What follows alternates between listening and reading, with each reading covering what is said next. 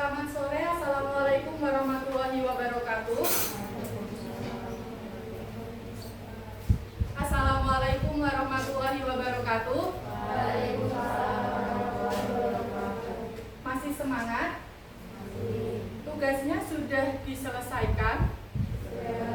Baik. Sebelum kita mulai pelajaran pada sore hari ini, alangkah baiknya kita berdoa dahulu. Silahkan Mas Muzamil bisa memimpin doa. Ayo. Berdoa dimulai.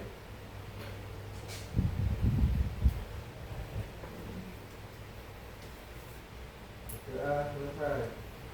Terima kasih. Selanjutnya kita kembali ke materi minggu lalu.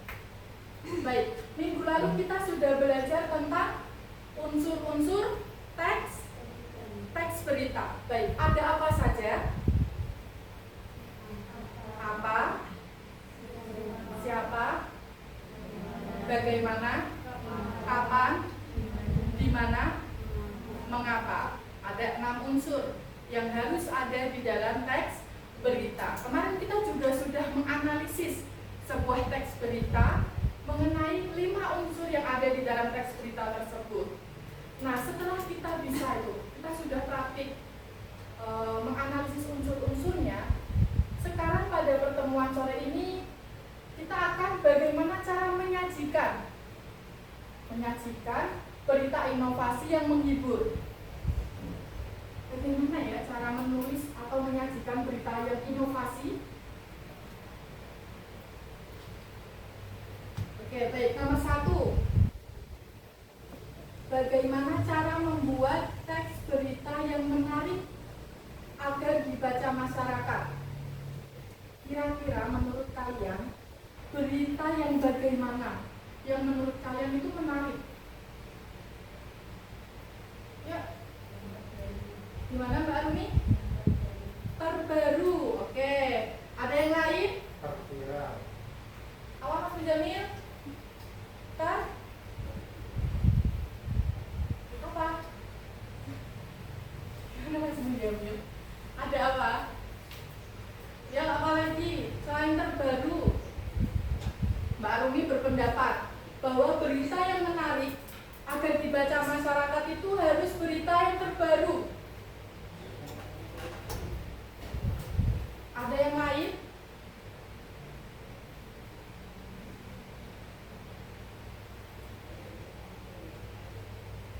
Arina punya pendapat? Belum. Ya, berita yang menarik itu yang seperti apa? Misalnya ini lagi ramai dibicarakan itu yang seperti apa? Berita apa? MBG, banyak siswa yang keracunan. Nah, itu kira-kira posisi ibu kalian di rumah, misal kalian punya adik, setuju nggak adanya MBG itu? Ada yang enggak, ada yang setuju. Itu namanya apa? Ada yang pro, ada yang kontra. Berarti beritanya harus kontroversial, ya kan?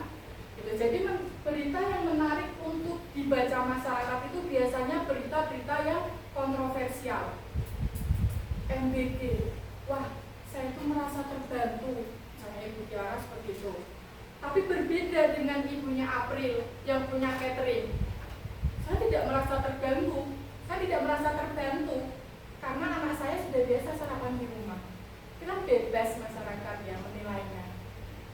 Jadi berita yang kontroversial dan terbaru. Kira-kira menarik nggak kalau kita itu membacanya berita-berita COVID? Enggak ya? Sudah bukan zamannya.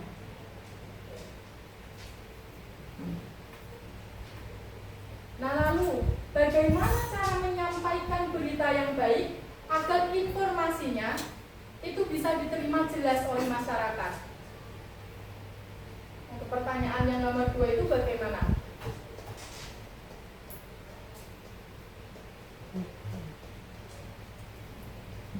Belum ada gambaran? Baik, kita skip dulu. tujuan pembelajaran pada sore hari ini, kalian sebagai warga belajar diharapkan mampu menulis sebuah teks berita yang aktual dan akurat dengan baik. Ada nilai aktual dan akurat sebagai sifat sebuah berita, aktual dan akurat. Yang kedua, kalian sebagai warga belajar diharapkan mampu menyampaikan berita yang baik agar informasi dapat diterima dengan jelas. Jadi tidak hanya bisa menulis, tetapi kalian juga harus bisa menyampaikan beritanya. Itu ya. Oke, lanjut. Nah, lanjut.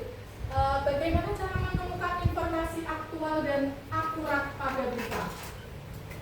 Perlu digarisbawahi bahwa akurat adalah mengandung data yang tepat dan benar. Jadi tidak berita bohong. Sekarang banyak yang dijumpai berita-berita bohong ya, apalagi melalui media sosial. Kalian harus pintar menyaring, oh ini berita bohong ini berita hoax, ini berita nggak benar. Kalian harus bisa menyaringnya. Kira-kira cara menyaring berita yang benar itu seperti apa? Ini hoax, ini asli. Seperti apa? Melalui apa kalian menyaringnya? Bisa? Gimana? Coba ayo. Mencari kebenarannya lewat internet atau laman lain gitu ya. Misalnya di media sosial, jadi seperti ini, oh kita cari coba di media sosial lain, di akun lain, di platform lain. Nah, akurat itu berarti datanya benar. Kalau aktual, kan aktual dan akurat itu berbeda. Baik, selanjutnya yaitu menemukan informasi aktual dan akurat. Ada dua kata sifat di sini, aktual dan akurat. Kalau akurat berarti apa? Akurat.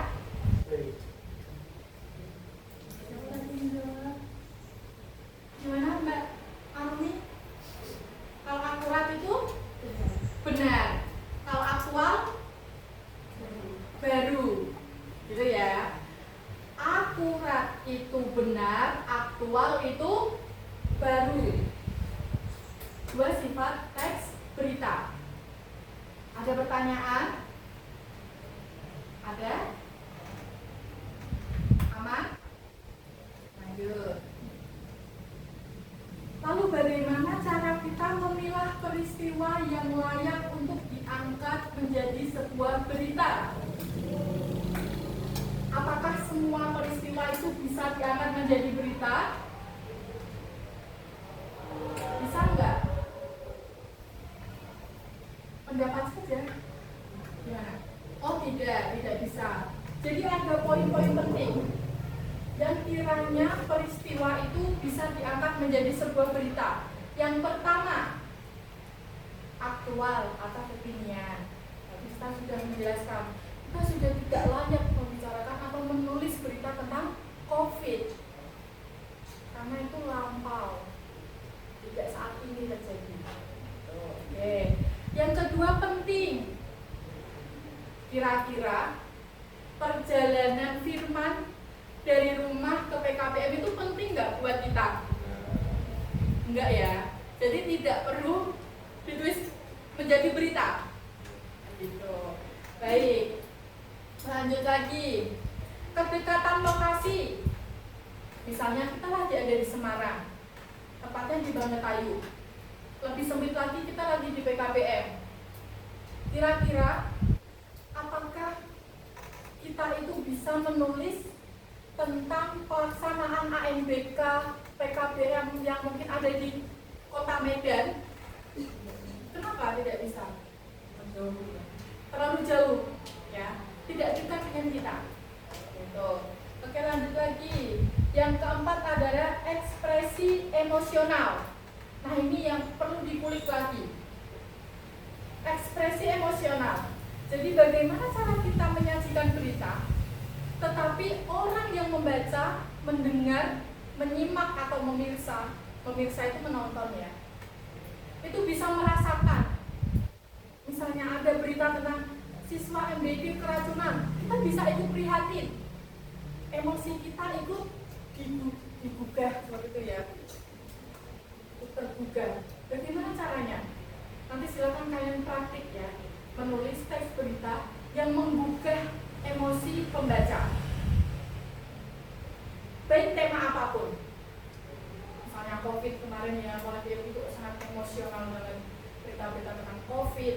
Kemudian saudara kita yang ada di Palestina, ya kan, sampai sekarang itu masih diberitakan dan masih lalu lalang beritanya, karena peristiwa itu memang nyatanya belum selesai, ya kan, jadi masih aktual gitu. Kemudian tokoh atau lembaga. Nah, ini yang nomor 5 adalah tokoh atau lembaga terkenal. Misalnya kalau kita di PKBM Bangun Bangsa, kira-kira lebih percaya mana kalian ya? Misalnya ada apa? ANBK kemarin misalnya ya, ANBK kemarin. Lebih percaya mana dari pihak kepala sekolah yang menyampaikan, berpendapat tentang apa itu ANBK dan sebagainya dengan tetangga PKBM, kepala sekolah. Kemudian kalau misalnya kalian ingin menyoroti yang lagi marak, demam berdarah, kira-kira lembaga mana yang kalian akan angkat untuk bersuara atau menyampaikan argumennya tentang demam berdarah? Kesehatan. Siapa kalau di masyarakat? Puskesmas. Terus apa lagi? Misalnya kalau mau wawancara tentang cuaca kota Semarang yang tiba-tiba hujan deras, di mana kita harus mencari informasinya?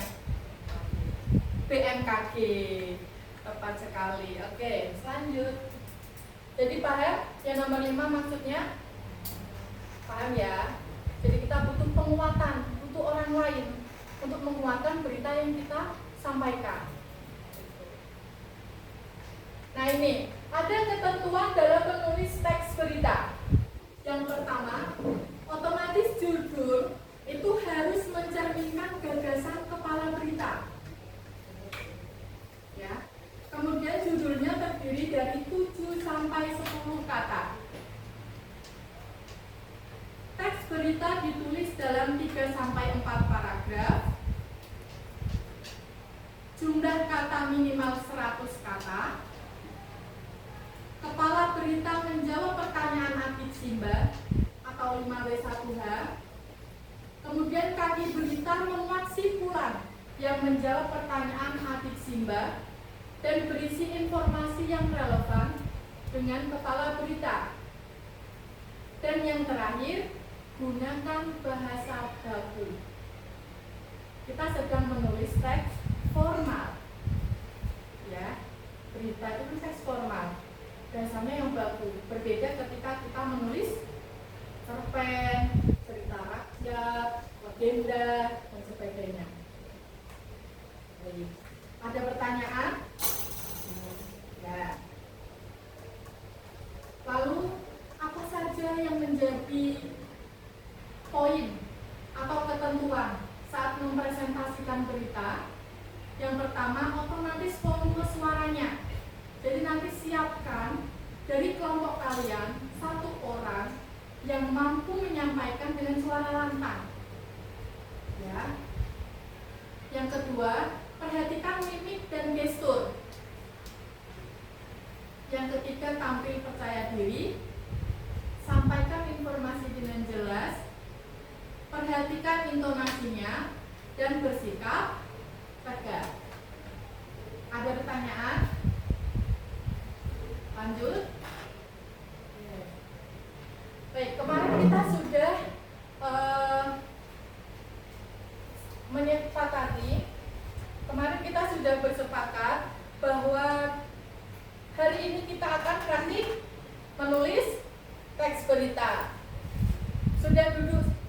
dengan kelompoknya masing-masing? Sudah sesuai? Kelompok berapa? Kelompok 1, kelompok 2. Kelompok 1 temanya ANBK paket C PKBM Bangun Bangsa. Benar ya? Sudah disiapkan semuanya?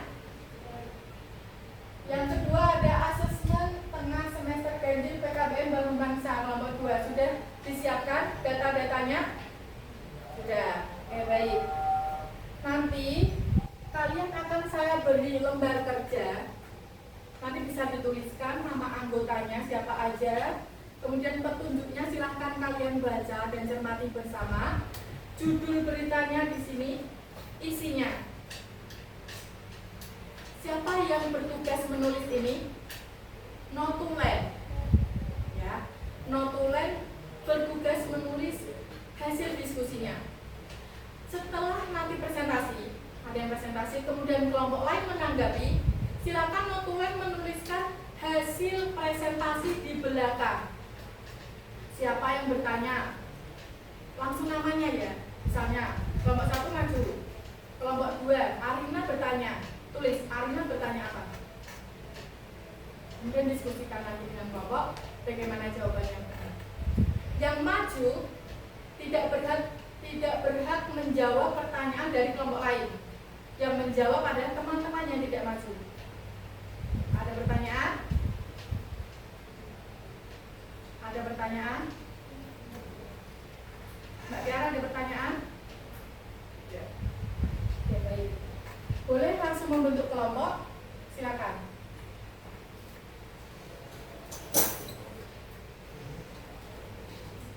Yuk.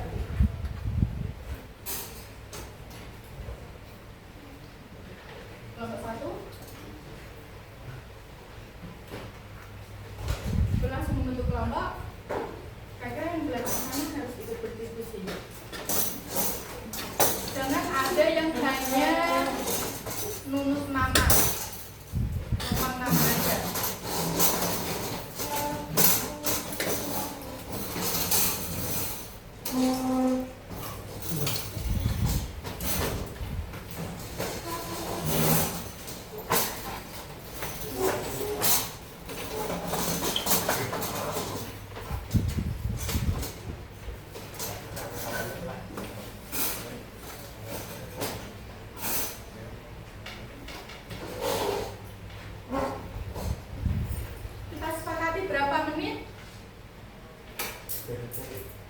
Berapa? Ya yang benar berapa menit? Kalau 1 perlu berapa menit? 10 5 Oke 1 10 Oke 10 menit. Kelompok 2 10 ya. Siapa notulennya? Notulen. Siapa nanti yang maju? Gak gitu, Kak Tiara semua, gak boleh. Tiara apa? Siapa yang mau maju? Pilih dulu siapa yang mau maju. Muzamil ya? Muzamil maju. Suaranya harus terdengar. Muzamil ya? Membaca aja, membaca beritanya. Oke, Muzamil maju. Notulennya? Yang nulis? Terima kasih banyak.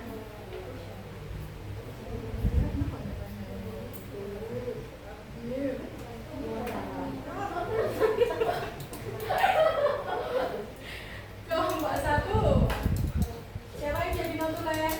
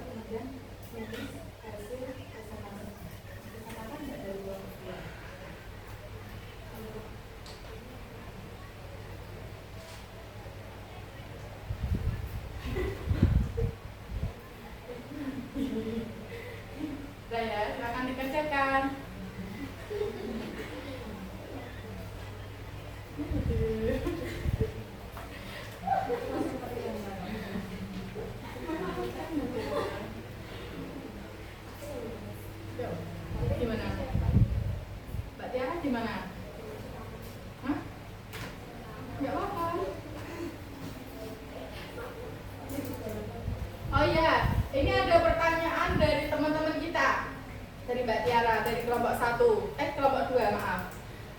Mbak Tiara pengen ada data yang belum bisa disimpulkan sendiri. Untuk yang bagian mengapa dan bagaimana, unsur mengapa dan bagaimana dari kelompok 2 itu kebingungan. Kira-kira apa ya mengapa dan bagaimananya, dan data apa yang harus kelompok 2 sajikan untuk menjawab unsur mengapa dan bagaimana. Sedangkan di asesmen tengah semester ganjil kan Mbak Tiara dan teman-teman hanya mengerjakan. Nah, Mbak Tiara dan teman-teman atau kelompok 2 itu minta izin untuk datang ke admin bagian kurikulum untuk menanyakan bagaimana mekanisme pelaksanaannya dan mengapa harus ada asesmen sumatif. Kan kalau dari warga belajar teman-teman sekalian ini belum tahu ya mengapa sih harus ada asesmen sumatif. Jadi Mbak Tiara dan teman-teman mau izin, saya mau ketemu dengan kurikulum, admin bagian kurikulum. Apakah kelompok 1 juga berminat? Sudah menyiapkan pertanyaannya? Sudah bisa terjawab sendiri atau belum? Oh ya, ini juga ada. Mengapa pelaksanaan AMBK paket C penting bagi warga belajar di PKPM Bangun Bangsa? Kemudian strategi yang diterapkan untuk mengatasi kendala teknis. Oh ya, berarti ini perlu lembaga ya, atau tokoh lembaga yang membantu menjawab. Tapi kalau gitu agar efektif, perwakilan 2 teman per kelompok untuk menemui tim administrasi PKPM Bangun Bangsa, tim kurikulum. Dari kelompok 1 siapa? 2 aja ya. Siapa? Yuk diskusikan. Kelompok 2 siapa? Yang akan wawancara.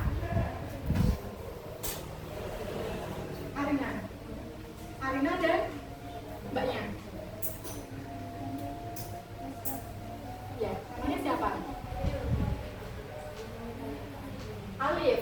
Arina dan Alif, kelompok 2. Kelompok 1 Nasya, Najwa dan April. Oke, 5 menit untuk menemui tim kurikulum. Setuju? Baik, silakan. Nama saya Fena Muhammad dari kelas saya di sini izin untuk menanyakan tentang kegiatan asesmen sumatif tengah semester ganjil. Baik. Apa tujuan utama dilaksanakannya asesmen sumatif tengah semester ganjil di PKPM Bangun Bangsa?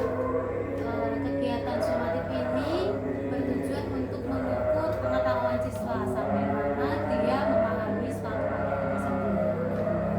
Siapa saja yang terlibat dalam pelaksanaan asesmen sumatif tengah semester ganjil, baik dari pihak tutor maupun warga belajar? Untuk kegiatan sumatif ini kita melibatkan semua siswa dari kelas 10, 11, dan 12. Akan tetapi untuk yang mengawasinya ini kita bagi tutor. Jadi tutor yang mengawasi ketika siswa melakukan asesmen sumatif tengah semester. Kapan asesmen sumatif tengah semester ganjil dijadwalkan berlangsung di PKPM?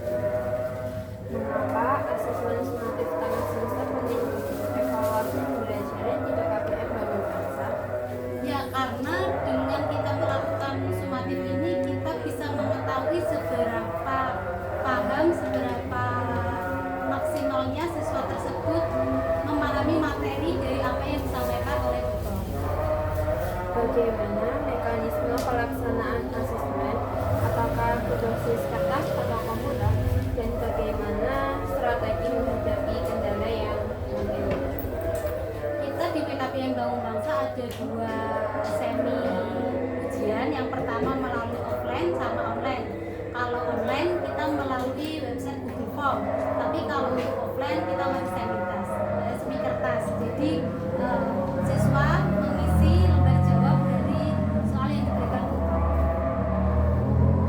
Baik, terima kasih atas jawabannya.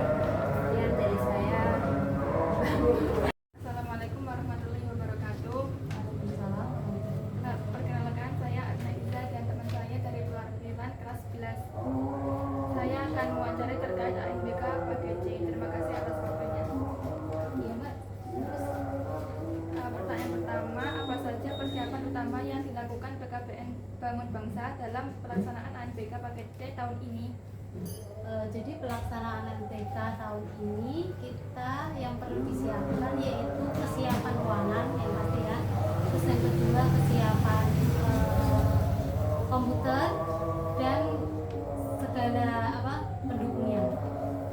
Baik, siapa saja yang terlibat secara langsung dalam mendukung kelancaran pelaksanaan ANBK paket C di PKBN Bangun Bangsa? Semua kelas 12 yang mengikuti itu disampling, jadi tidak semua siswa kelas 12 mengikuti, akan tetapi dipilih secara campur. Terus untuk kegiatannya kita ada 2 sesi Mbak. Yang pertama ada sesi 1, sesi 2, terus ada pelaksanaan studi, juga ada pelaksanaannya sendiri. Baik, selanjutnya kapan jadwal pelaksanaan ANBK paket C dilaksanakan, mulai dari simulasi hingga pelaksanaan? Untuk gladinya kita tanggal 2 sampai 3 Agustus, terus untuk pelaksanaannya kita tanggal 27 sampai 28 Agustus. Di mana lokasi pelaksanaan ANBK paket C dilaksanakan? Untuk ANBK PKBN Bangun Bangsa dilaksanakan di lab PKBN Bangun Bangsa. Mengapa pelaksanaan ANBK paket C penting bagi warga belajar di PKBN Bangun Bangsa? Ya sangat penting karena dengan mengikuti ANBK ini kita jadi tahu mutu pendidikan dari warga belajar di PKBN Bangun Bangsa. Oke. Bagaimana strategi yang diterapkan untuk mengatasi kendala teknis seperti perangkat atau jaringan internet selama ANBK berlangsung? Jika kita ada kendala dalam internet, biasanya kita reload atau merefresh ulang laman yang kita masuk. Terus ketika ada mati listrik, kita ada persediaan genset dari PKBN Bangun Bangsa. Oke, baik. Terima kasih atas waktunya dan jawabannya. Ya, sama-sama. Assalamualaikum warahmatullahi wabarakatuh. Waalaikumsalam warahmatullahi wabarakatuh.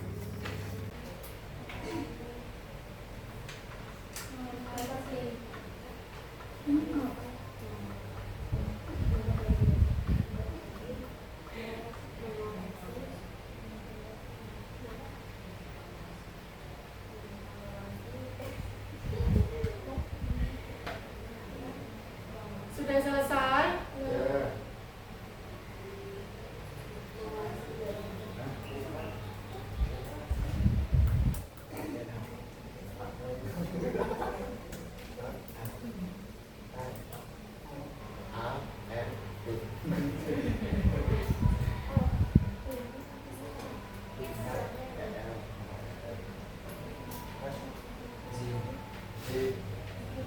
Kelompok 1 sudah siap?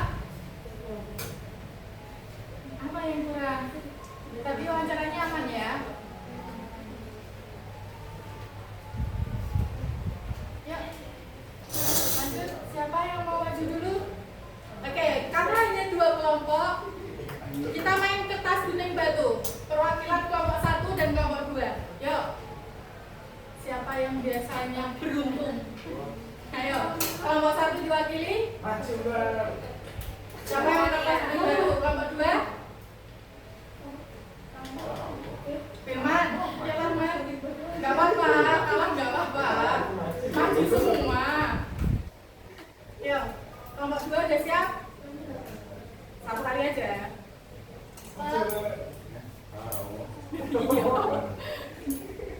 Kalimatnya apa? Kertas gunting batu.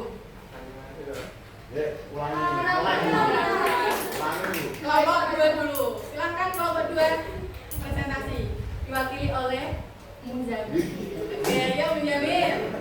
Kelompok 1 silahkan disimak baik-baik. Apabila nanti ada pertanyaan, boleh disampaikan setelah Muzamil selesai presentasi. Oke? Ayo Muzamil. Ayo. Jadi tunggu temennya loh tuh. Suaranya lantang ya. Ya masuk Muzamil.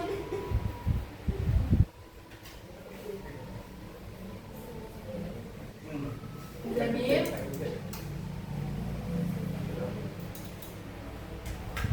Ayo.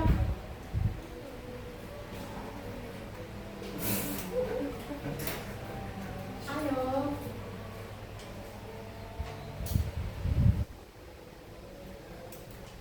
Mana yang kelompok dua? Ayo kelompok dua. Dibaca, hasil diskusinya dibaca.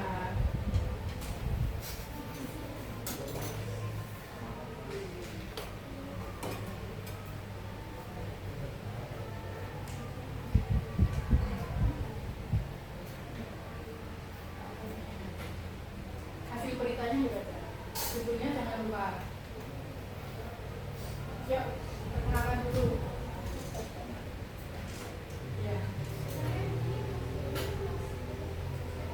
Ya. Nama anggota Hisnah Tiara.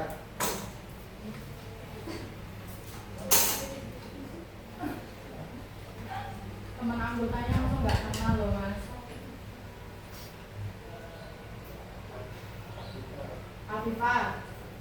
Muzamil, Firman, L, C, menulis teks berita petunjuk kira salah satu peristiwa terjadi di sekolah atau lingkungan sekitarmu. Ya, kamu berarti apa? Asesmen tengah semester ganjil. Oke, lalu judul. Judul asesmen semati tengah semester gaji. Isi berita satu asesmen tengah semester gaji 2025 berjalan masa PKPR Indonesia Semarang. 25 September 2025 PKPR Indonesia menyelenggarakan asesmen semati tengah semester SPS gaji pada tanggal 19 atau 25 September 2025. Kegiatan ini berlangsung di ruang kelas PKPR Indonesia dengan suasana tertib dan kondusif. Dalam pelaksanaannya, asesmen dibagi ke dalam 3 ruang sesuai tingkat kelas, yaitu ruang kelas Salah bu, salah. kelas 10, 11, dan 12. Setiap ruang diawasi oleh satu pengawas yang terdiri dari Ustaz PKPR Indonesia, sehingga pelaksanaan asesmen berjalan sesuai aturan dan terjaga kejujurannya. Admin bagian kurikulum PKPR Indonesia menyampaikan bahwa asesmen ini menjadi bagian penting dari evaluasi proses pembelajaran. Asesmen tengah semester ini membantu kami melihat perkembangan belajar sekaligus menjadi bahan refleksi bagi kita untuk meningkatkan kualitas pembelajaran ke depan. Dengan terlaksananya asesmen tematik tengah semester ganjil ini, PKPM Indonesia berharap hasil yang dicapai warga belajar dapat mencerminkan pemahaman mereka terhadap materi, sekaligus menjadi motivasi untuk terus meningkatkan presentasi belajar di semester berikutnya. Ya, terima kasih. Tunggu dulu. Kembali ke mana? Kelompok 1 ada yang mau disampaikan untuk kelompok 2? Beritanya perlu pada sehingga Namanya siapa dulu mbak? Asfal. Asfa. Ingatkan ya kelompok 2. Ya Asfa. Berita terlalu pada sehingga ada unsur yang belum terjawab, yaitu unsur bagaimana. Oh, unsur bagaimananya belum tampil. Kelompok 2 gimana? Unsur bagaimananya belum terjawab. Kami diperbaiki lagi ya. Oke, sekarang diterima? Terima. Ada lagi? Tidak. Oke, boleh kembali. Menjamin nanti jangan lupa diperbaiki lagi. Kelompok 1. Siapa yang mewakili? Arumi. Oke,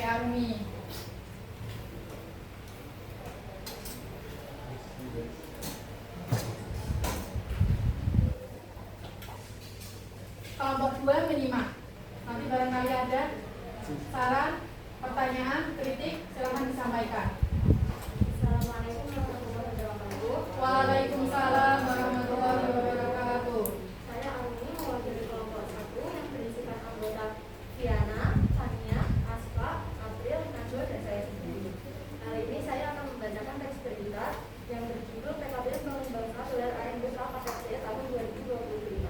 Semarang, pada tanggal 10 Agustus 2025, Pusat Kegiatan Belajaran Masyarakat atau PKBM Bangun Bangsa sukses melaksanakan asesmen nasional berbasis komputer atau ANBK paket C tahun 2025. Kegiatan diawali dengan gladi bersih pada tanggal 2 sampai 3 Agustus 2025 yang berlangsung di laboratorium komputer PKBM Bangun Bangsa.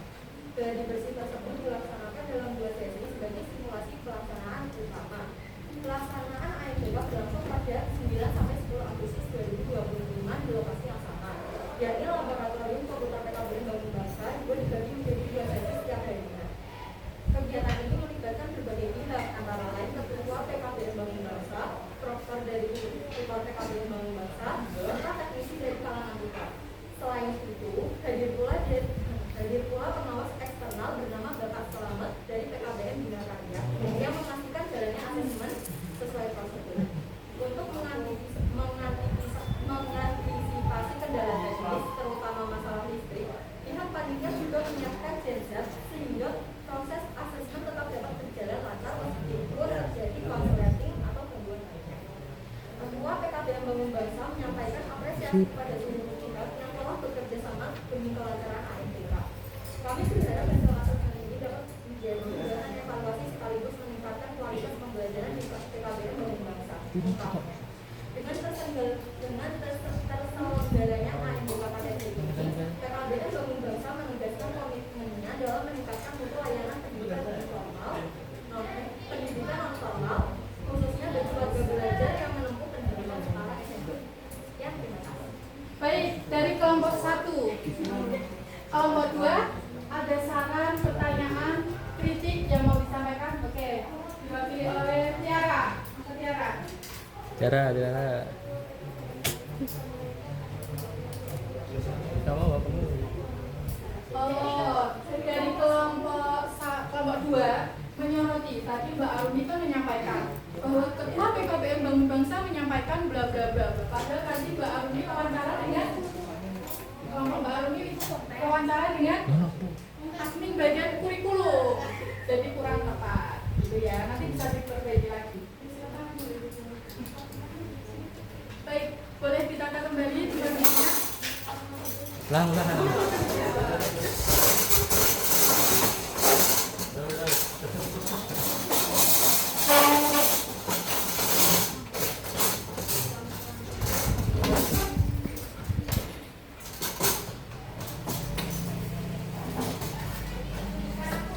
Nah, setelah kita tadi melakukan wawancara, kemudian presentasi, menerima masukan dari kelompok lain, saya mau bertanya beberapa pertanyaan. Ya, ini ada 6 pertanyaan. Yang pertama, unsur mana yang paling mudah ditemukan? Dari Adik Simba, itu mana yang paling mudah ditemukan? Apakah apa, siapa, kapan, di mana? Apa yang paling mudah menurut kalian? Apa? Ada lagi? Di mana? Karena jawabannya sama ya kalau di mana itu ya. Apa jawabannya di mana? Di PKBM Bangun Bangsa. Dari apa akibatnya jika salah satu unsur Adik Simba itu tidak ada dalam berita? Misalnya tadi kasusnya kelompok 2, unsur bagaimananya belum terjawab. Apa yang terjadi?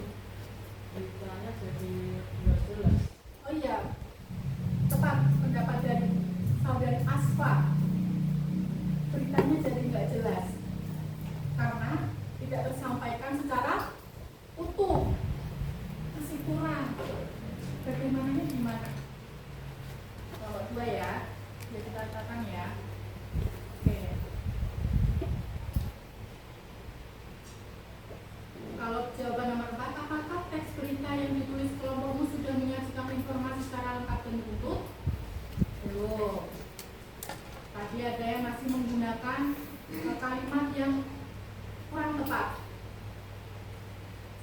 tugasnya admin bagian kurikulum ditulisnya ketua PKBM. Yang kelompok 2 masih kurang unsur bagaimananya. Nanti silakan diperbaiki lagi. Kemudian, nah ini, jika teks berita yang sudah kalian tulis itu dibaca oleh orang lain di luar teman-teman kita, kira-kira apakah mereka langsung paham? Tidak. Jadi nanti perlu diperbaiki lagi. Ya, baik, silakan. Kemudian bagaimana, bagian mana dari presentasi yang menurut kalian paling menarik? Ada nggak tadi? Belum muncul juga, karena masih fokus pada, ya nggak? Masih fokus pada teks, belum lepas teks. Jadi tidak ada atau belum ada yang menarik. Jadi nanti silahkan kalian perbaiki teks berita kelompok, ya. Nanti saya buatkan ruang untuk mengirim tugas, disimak. Simak ya, pengumpulan disimak, individu, tidak berkelompok. Walaupun itu tugas kelompok, tapi ngirimnya individu. Jadi semua mengirim. Ada pertanyaan? Ya. Untuk tugas selanjutnya, silakan perbaiki teks berita itu. Terima kasih pertemuan pada sore hari ini. Alangkah baiknya kita tutup dengan berdoa. Silakan saudara Muzamil memimpin doa. Ya. Jalan dimulai.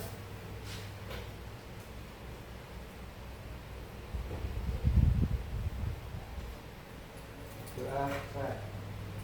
Terima kasih yang bersiap pada sore hari ini. Apabila ada kesalahan saya mohon maaf. Wassalamualaikum warahmatullahi wabarakatuh.